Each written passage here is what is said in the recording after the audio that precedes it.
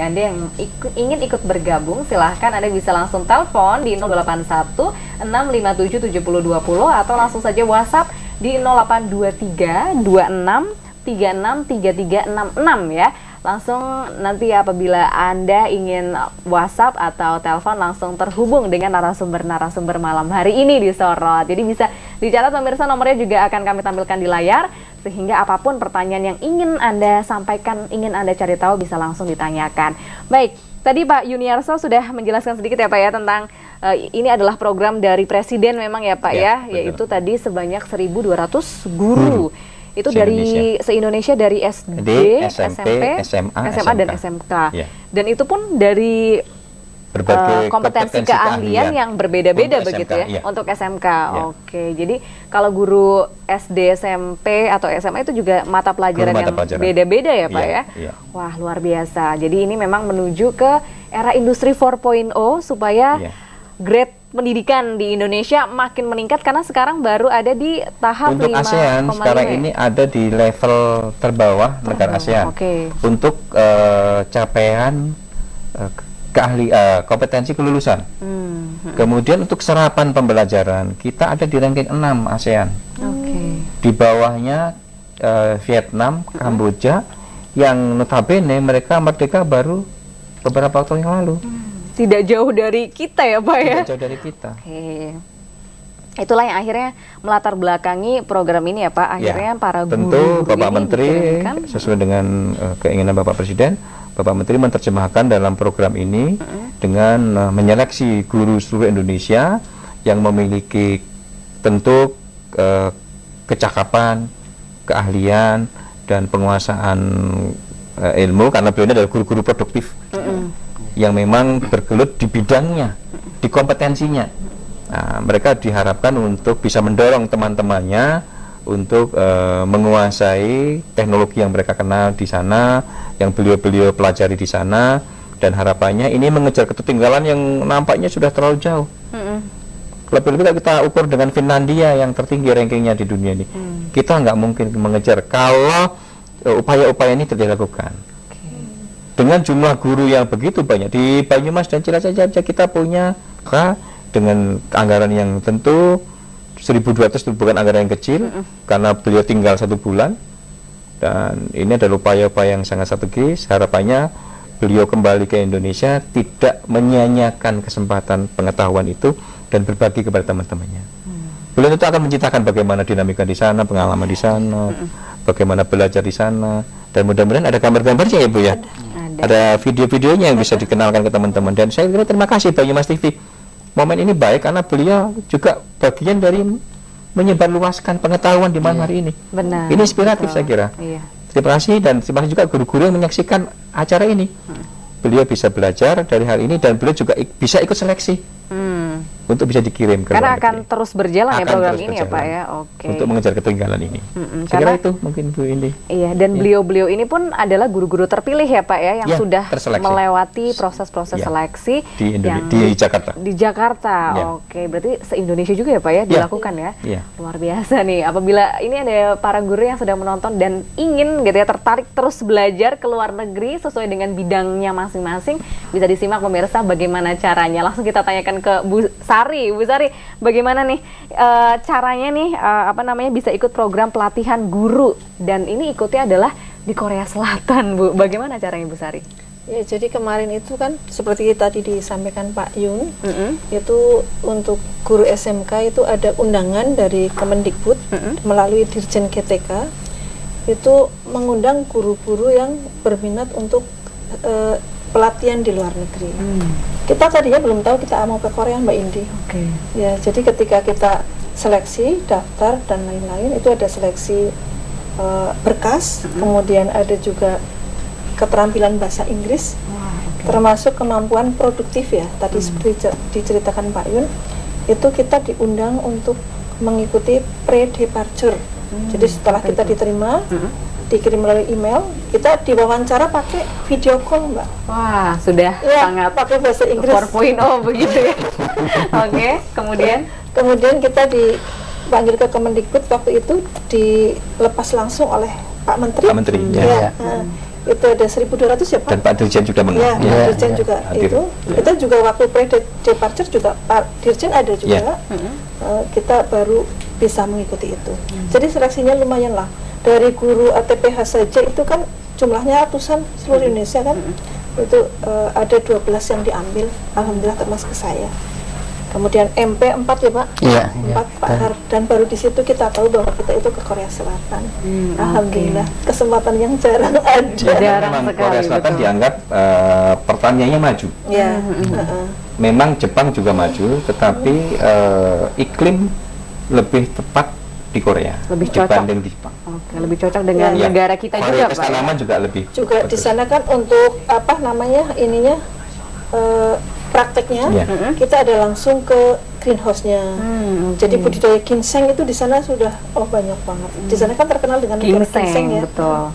Kemudian tanaman lotus itu juga di sini yang tidak ada itu kita pelajari di sana dari mulai kuliah. Namun ke sekolahnya juga begitu ya.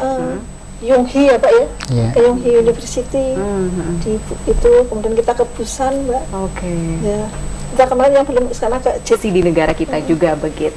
Oke, saya ingin ke Pak Haryanto.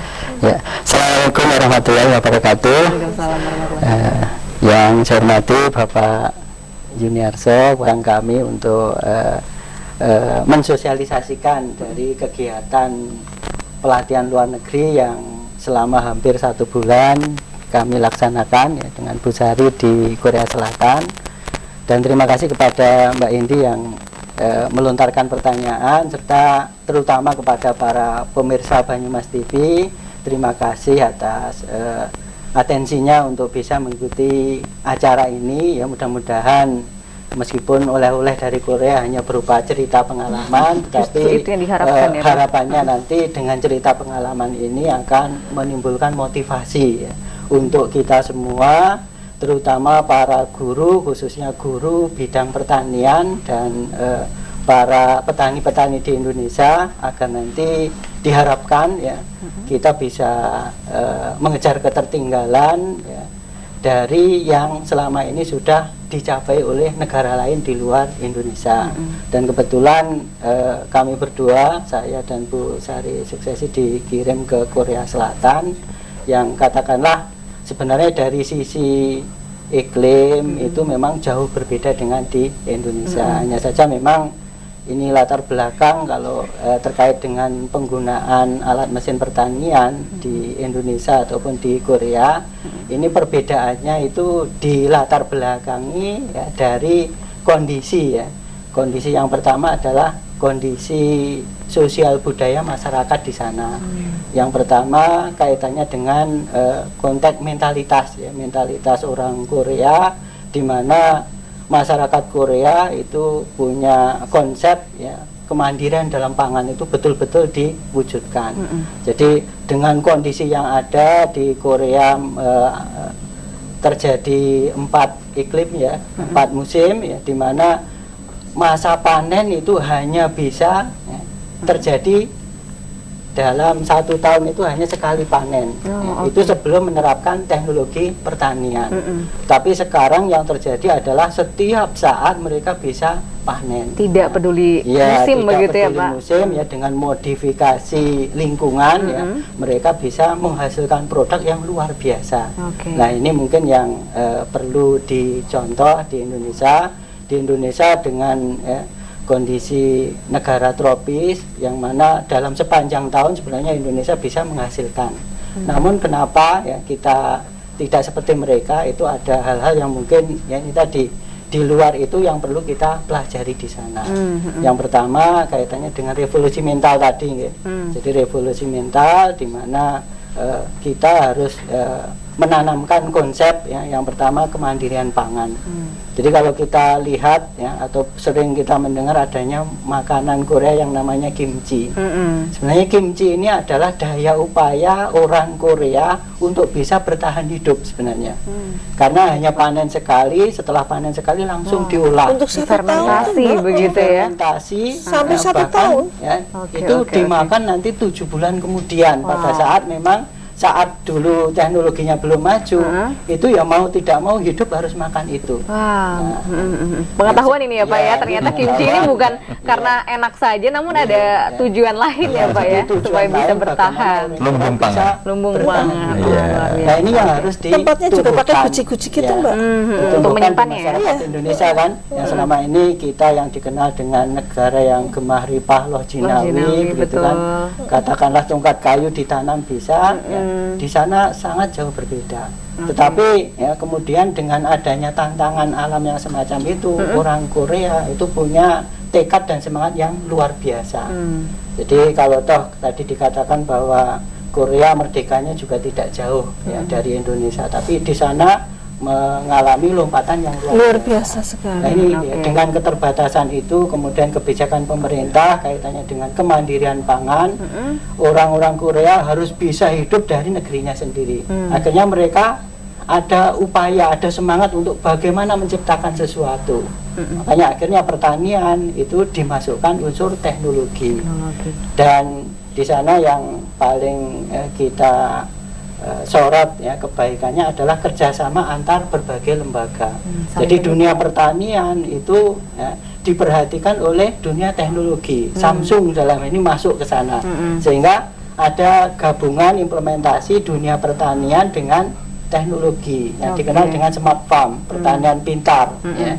Artinya kalau selama ini orang bertani gitu kan hanya mengandalkan tenaga gitu kan, kemudian sistem controllingnya hanya dengan manusia, di sana sudah dengan sistem sensor yang diciptakan oleh Samsung. Jadi tenaga-tenaga ahli Samsung terjun ke lapangan untuk menciptakan teknologi untuk membantu petani, sehingga petani di sana itu memang visinya beda dengan visi petani Indonesia, di mana satu ya, petani di sana itu adalah petani entrepreneur. Kalau entrepreneur dia pengusaha. Kalau pengusaha konsepnya adalah bagaimana memproduk ya, sesuatu dengan jumlah yang banyak, kualitas tinggi, hasilnya bisa diekspor.